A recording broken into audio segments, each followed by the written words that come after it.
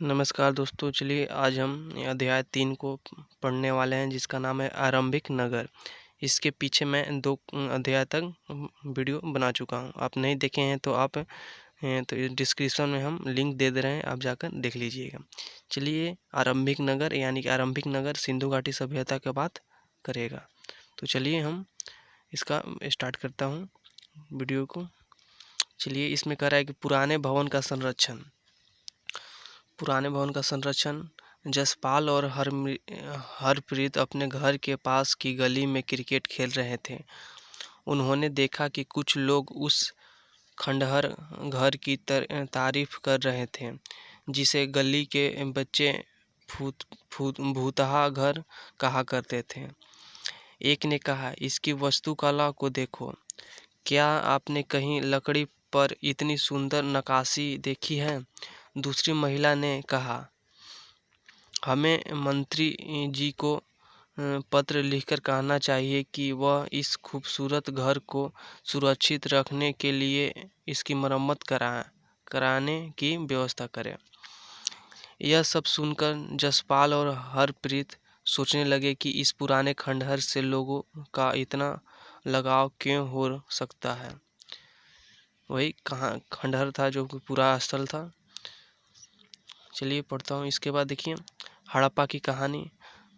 अक्सर पुरानी इमारतें अपनी कहानी बताती है। लगभग 150 साल पहले जब पंजाब में पहली बार रेलवे लाइन बिछाई जा रही थी तो इस काम में जुटे इंजीनियर को अचानक हड़प्पा पूरा स्थल मिला जो आधुनिक पाकिस्तान में है। उन्होंने सोचा कि यह एक ऐसा खंडहर है जहां से अच्छी ईंट मिलेगी। यह सोचकर वे हड़प्पा के खंडहरों से हजारों ईंट उखाड़ ले गए जिससे उन्होंने रेलवे लाइन बिछाई। इससे कई इमारतें पूरी तरह नष्ट हो गई।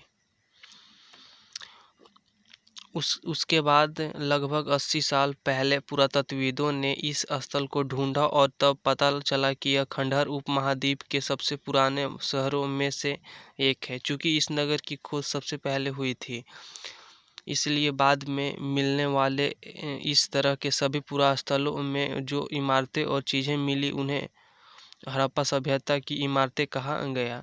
इस शहरों का निर्माण लगभग 4700 साल पहले हुआ था। 4700 साल पहले यानी कि 2700 ईसा पूर्व हो जाएगा बीसी में, क्योंकि 2000 अभी चल रहा है और इसमें से 2000 माइनस कर देंगे तो हो जाएगा 2700 बीसी। चलिए अगला। प्रायः पुरानी इमारतें को तोड़कर उसकी जगह नए भवन बनाए जाते हैं। क्या तुम्हें लगता है कि पुरानी इमारतों को सुरक्षित रखना चाहिए? देखिए बगल में है। ये नगर आधुनिक पाकिस्तान के पंजाब और सिंध प्रांतों, भारत के गुजरात, राजस्थान, हरियाणा और पंजाब प्रांतों में मिले हैं। इन सभी स्थलों से पुरातत्वविदों को अनोखी वस्तुएं मिली हैं, जैसे मिट्टी बर्तन के जिन पर काले रंग के चित्र थे, पत्थर के बाट, मुहर, मनके, तांबे के उपकरण और पत्थर के लंबे ब्लेड आदि मिले हैं। ये हड़प्पा सभ्यता से मिला था, जिसका तो विस्तार पाकिस्तान, पंजाब, सिंध प्रांत में है, उसके गुजरात, राजस्थान, हरियाणा, पंजाब में है।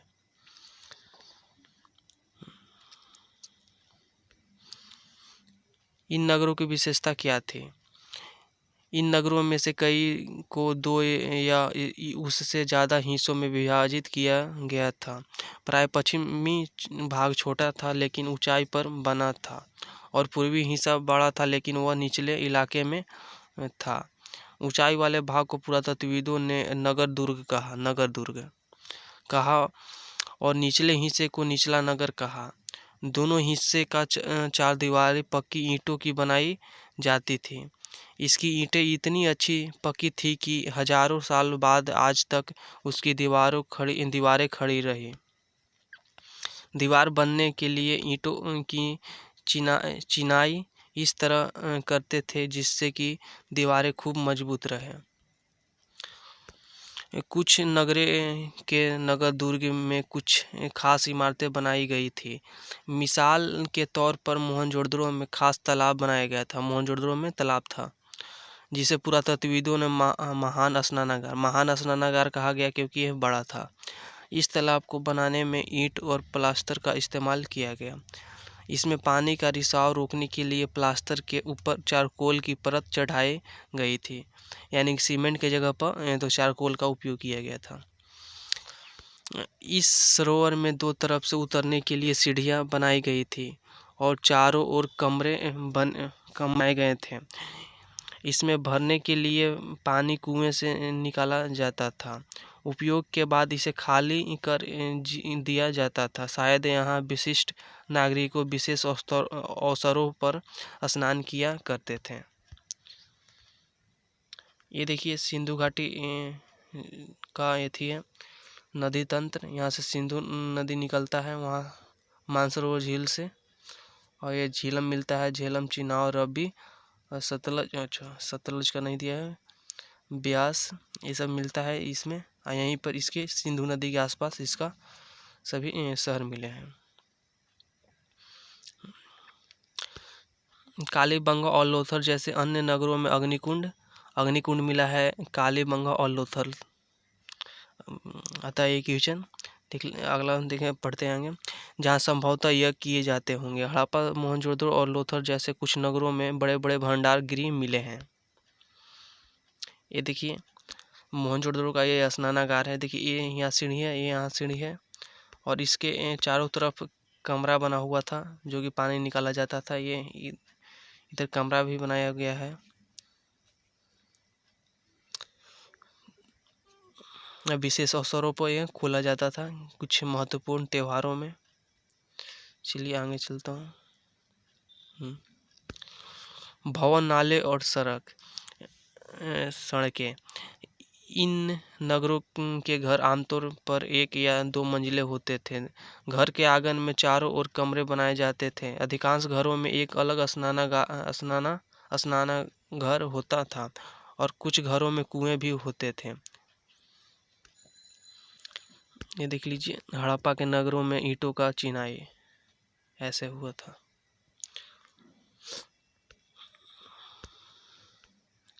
कई नगरों में ढके हुए नाले थे। इसे सावधानी से सीधी लाइनें में बनाया जाता था।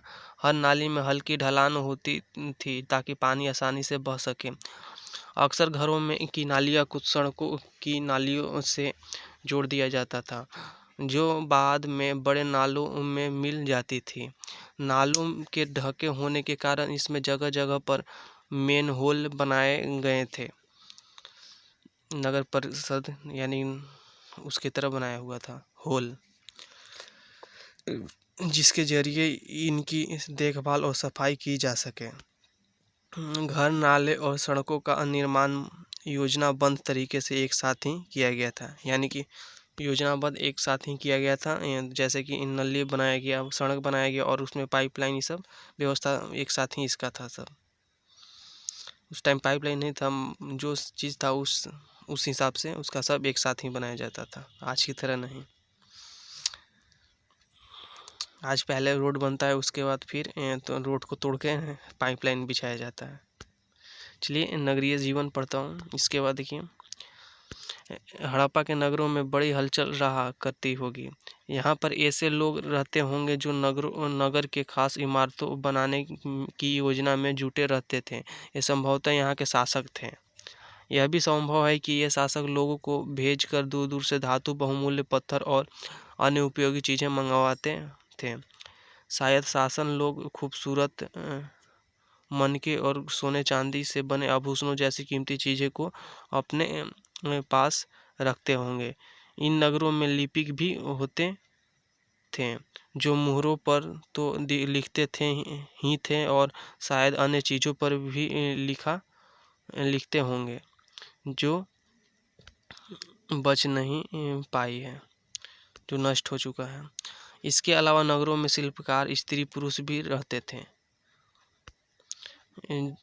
जो अपने घरों में किसी उद्योग स्थल पर तरह तरह की चीज़ें बनाते होंगे।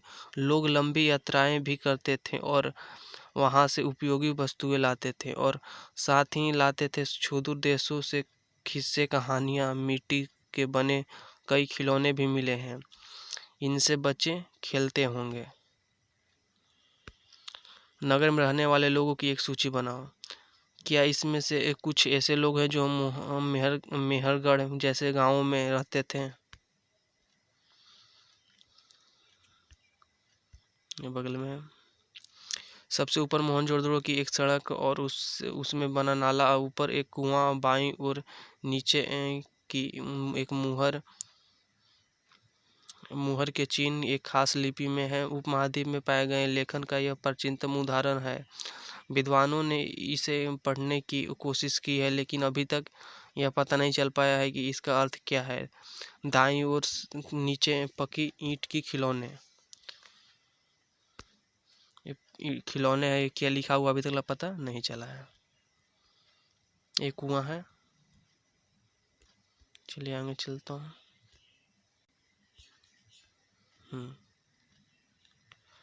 नगर और अन्य शिल्प। आओ अब कुछ ऐसी चीज़ें के बारे में अध्ययन करें जो हड़प्पा के नगरों से प्राप्त हुई है।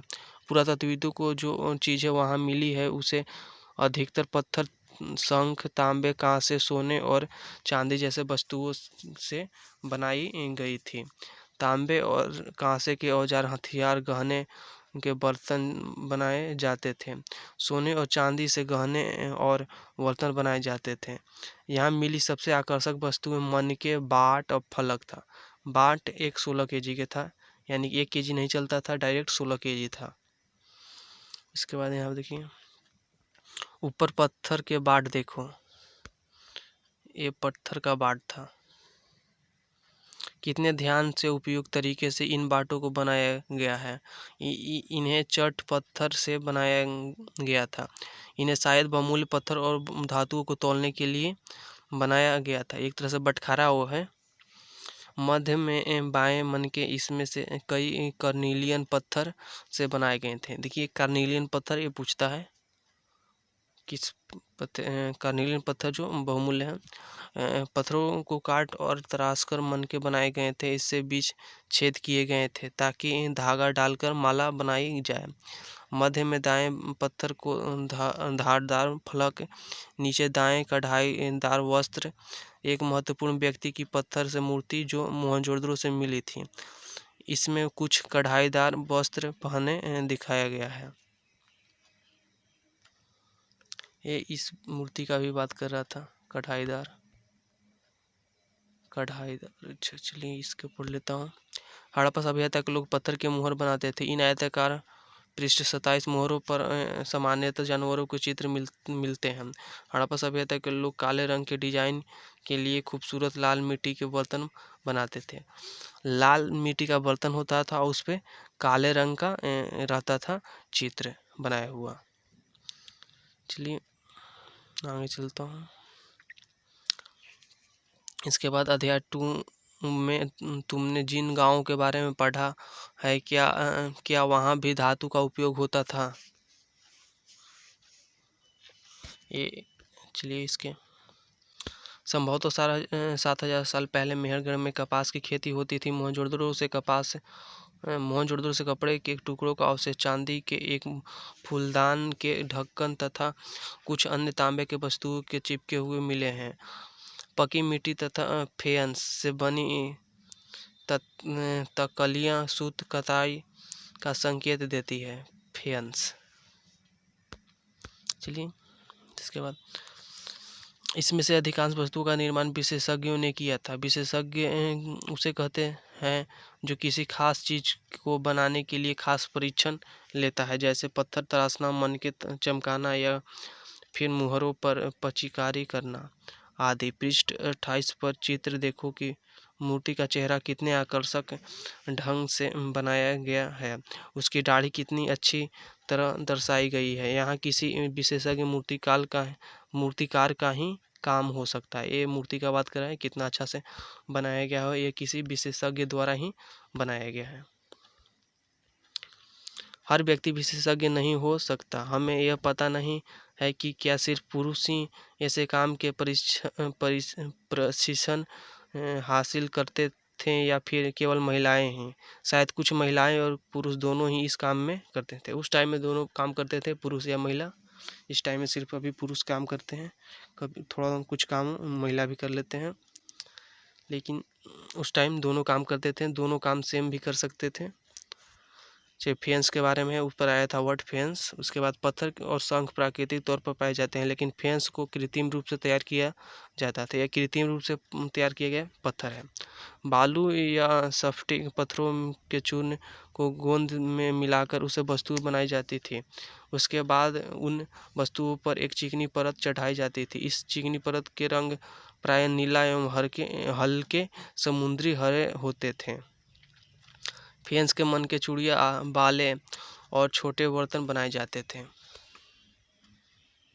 फेंस का कलर जो है उसका नीले और हल्के समुद्री हरे होते थे। कच्चे माल की खोज। कच्चे माल की खोज में कच्चा माल उन पदार्थों को कहते हैं जो या तो प्राकृतिक रूप से मिलते हैं या फिर किसान या पशुपालक उनका उत्पादन करते हैं। जैसे लकड़ी या धातुओं के अयस्क प्राकृतिक रूप से उपलब्ध कच्चे माल हैं। इसमें फिर कई धातु तरह के चीज़ें बनाई जाती हैं। मिसाल के तौर पर किसान द्वारा पैदा किए गए कपास के कच्चा माल कहते हैं, जिससे बाद में कताई बुनाई करके कपड़ा तैयार किया जाता है। कपड़ा हड़प्पा में लोगों को कई चीज़ें वही मिलती थी, लेकिन तांबा, लोहा, सोना, चांदी और बहुमूल्य पत्थरों जैसे पदार्थों को वे दूर दूर से लाते थे। यानी कि जो बहुमूल्य पदार्थ होते थे वो बहुत दूर दूर से लाते थे। हड़प्पा के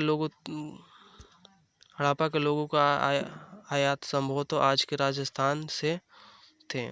यहाँ तक कि पश्चिमी एशियाई देशों ओमान से भी तांबे का आयात करते थे। ओमान से तांबे का आयात करते थे। कांसे बनाने के लिए तांबे के साथ मिलाई जाने वाली धातु टिन का आयात आधुनिक ईरान और अफगानिस्तान से किया जाता था। यानी कि जो धातु टीन का जो आयात करते थे ईरान और अफगानिस्तान से की जाती थी। सोने का आयात कर्नाटक से, बहुमूल्य पत्थर का आयात गुजरात, ईरान और अफगानिस्तान से किया करते थे। देख लीजिए चीज़ें को एक जगह से दूसरी जगह कैसे ले जाया जाता था। इन चित्रों में देखो, एक खिलौने हैं और दूसरी एक मुहर है। क्या तुम बता सकते हो कि हड़प्पा के लोग यातायात के लिए किन साधनों का प्रयोग किया करते थे? पिछले अध्यायों में क्या तुमने पहिया वाले वाहनों की जानकारी दी गई है? बच्चों का खिलौना हल। आज हल चलाने वाले ज़्यादातर किसान पुरुष होते हैं। हमें ज्ञात नहीं है कि क्या हड़प्पा में भी यही प्रथा थी।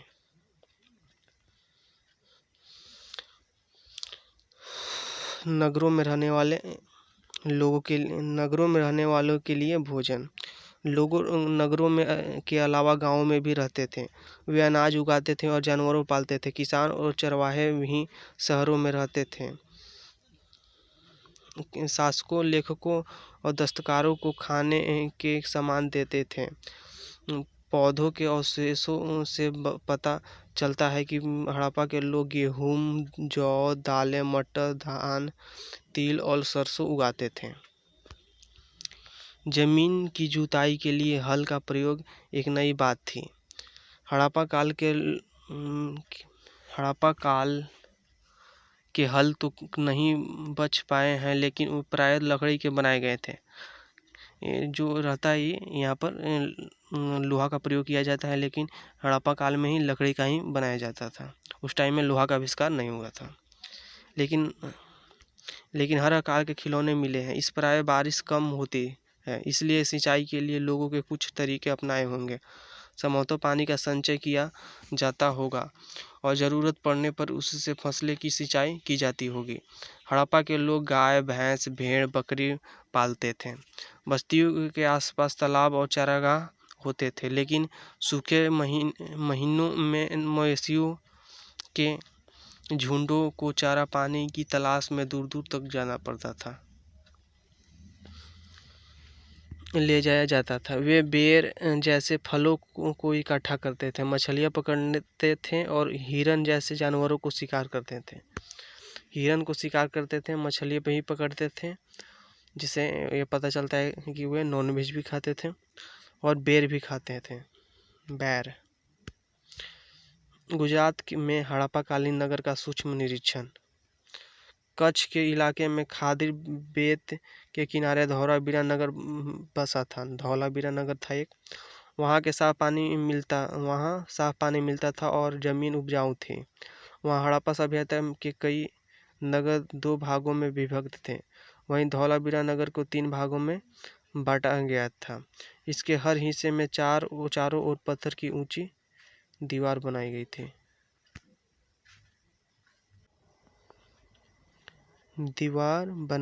थी। इसके अंदर जाने के लिए बड़े बड़े प्रवेश द्वार थे। इस नगर में एक खुला मैदान भी था जहाँ सार्वजनिक कार्यक्रम आयोजित किए जाते थे। यहाँ मिले कुछ अवशेषों में हड़प्पा लिपि के बड़े बड़े अक्षरों को पत्थरों में खुदा पाया गया है। इन अभिलेखों को संभवतः लकड़ी में जड़ा गया था। यह एक अनोखा अवशेष है क्योंकि आमतौर पर हड़प्पा के लेख मुहर जैसी छोटी वस्तुओं पर पाए जाते हैं। गुजरात के खंभात की खाड़ी में मिलने वाली साबरमती के एक उपनदी के किनारे बसा लोथर नगर ऐसा स्थान पर बसा था जहां कीमती पत्थर जैसे कच्चा माल आसानी से मिल जाता था। यह पत्थर शंखों और धातुओं से बनाई गई चीज़ों का एक महत्वपूर्ण केंद्र था। इस नगर में एक भंडारगृह भी था। इस भंडारगृह में कई मुहरें और मुद्रांकन या मुहरबंदी गीली मिट्टी पर दबाने से बनी उनकी छाप मिले हैं। यहाँ लोथल का बंदरगाह। लोथल में बंदरगाह था जो कि गुजरात के में है। यह बड़ा तालाब लोथल का बंदरगाह रहा होगा जहां समुद्र के रास्ते आने वाली नावें रुकती थीं। संभवतः यहाँ पर माल चढ़ाया उतारा जाता था। यदि कि यहाँ से आया जाता था और इसमें चढ़ाया जाता था सामान को। यहाँ पर एक इमारत मिली है जहाँ संभवतः मनके बनाने का काम होता था। मनका बनने का काम था। पत्थर के टुकड़े अधबने मनके बनाने वाले उपकरण और तैयार मनके भी यहाँ मिले हैं। मुद्रा या मुद्रांकन या मुहरबंदी। मुहरों का प्रयोग सामान से भरे उन डिब्बों या थैलों को चिन्हित करने के लिए किया जाता था जिसे एक जगह से दूसरी जगह भेजा जाता था। थैलों को बंद करने के बाद उसके मुहाने पर गीली मिट्टी पोत कर उस पर मुहर लगाई जाती थी। मुहर के छाप को मुहरबंदी कहते थे, यानी कि मट्टी लगाकर उस पर मुहर मार दिया जाता था। मगर यह छाप टूटी हुई नहीं होती थी, तो यह साबित होता है कि यह सामान के साथ छेड़छाड़ नहीं किया गया था। आज भी वोटिंग वाला वैसा ही होता है। लॉक रहस्य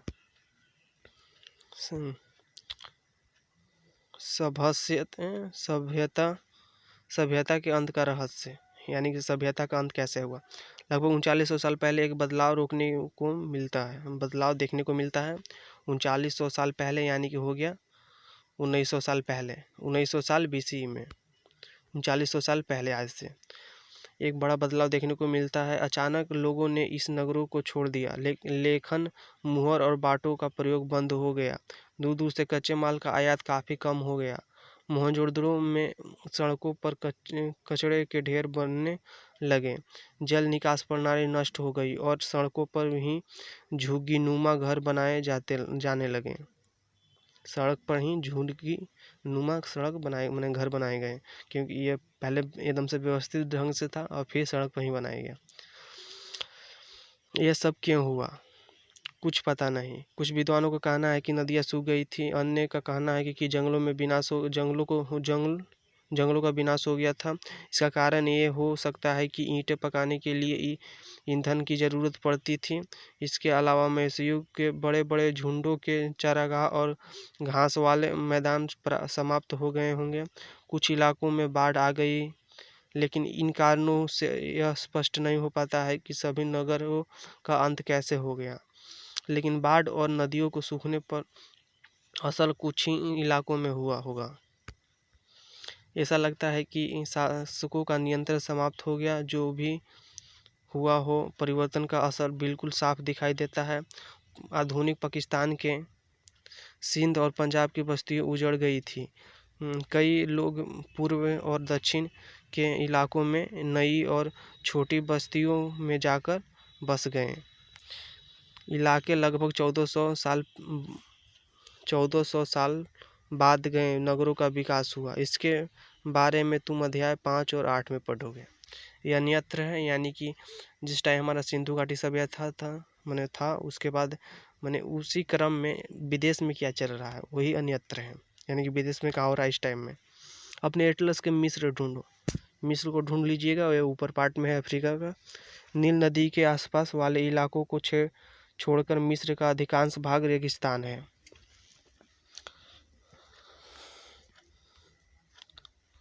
कहाँ गया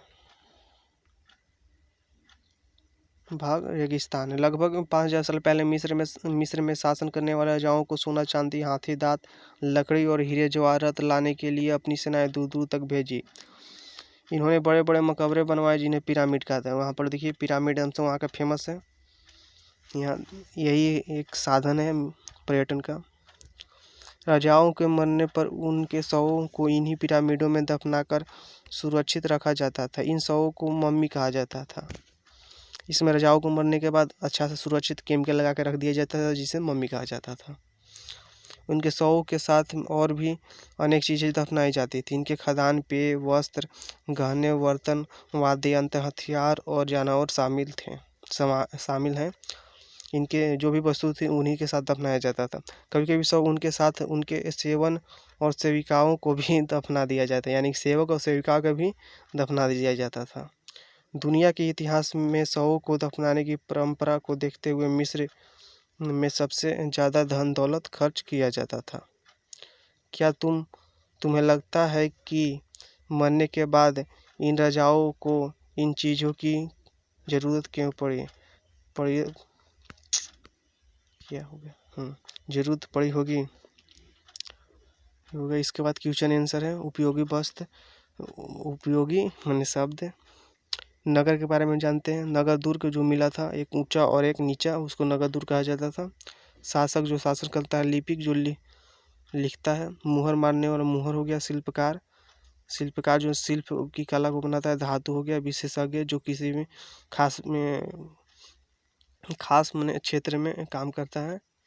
कच्चा माल प्रारंभिक वस्तु को कहा जाता है। हल था जो सिंचाई करने का साधन था। इसके बाद देखिए पहला क्वेश्चन, पुरातत्वविदों को कैसे ज्ञात हुआ कि हड़प्पा सभ्यता के दौरान कपड़े का उपयोग होता था। क्योंकि मिला है उसका वहाँ अवशेष। और क्या ये देखिए सेकेंड वाला, निम्नलिखित का सुमेल करो। तांबा, सबसे पहले सोना को देख लेते हैं, कर्नाटक। बहुमूल्य पत्थर, गुजरात। तांबा और टीन आया। टीन अफगानिस्तान ईरान वाला साइड था। तांबा राजस्थान कर देता हूँ, ये सही हुआ। चलिए आगे कह रहा है, हड़प्पा के लोगों के लिए धातुएं लेखन पहिया और हल क्यों महत्वपूर्ण थे। यातायात साधन करने के लिए पहिया महत्वपूर्ण थे। लेखन करने के लिए तो लेखन भी करता ही था। धातु के लिए भी वो कांसा का निर्माण करते थे। इसीलिए वो धातु लिए दूर दूर से तो टीन का मंगवाते थे, जिससे कांसा का निर्माण करते थे। ये देख लिए कुछ तिथियां हैं, कुछ महत्वपूर्ण तिथियां। मेहरगढ़ में कपास की खेती लगभग 7000 साल पहले। नगर का आरंभ 4700 साल पहले हुआ। नगर का आरंभ यानी कि सिंधु घाटी सभ्यता का बात कर रहा है। हड़प्पा के नगरों को अंत की शुरुआत हुआ है 3900 साल पहले। अन्य नगरों का विकास लगभग 2500 साल पहले। चलिए ये चैप्टर हुआ ख़त्म, और भी इसको आप याद कर लीजिएगा। और मिलता हूँ एक नए इसका अगले चैप्टर में, जिसका नाम आरंभिक नगर है। इसका ये ख़त्म हो गया अध्याय 3। मिलता हूँ अध्याय 4 में। जब तक आप वीडियो को रिवीजन कर लीजिएगा। धन्यवाद।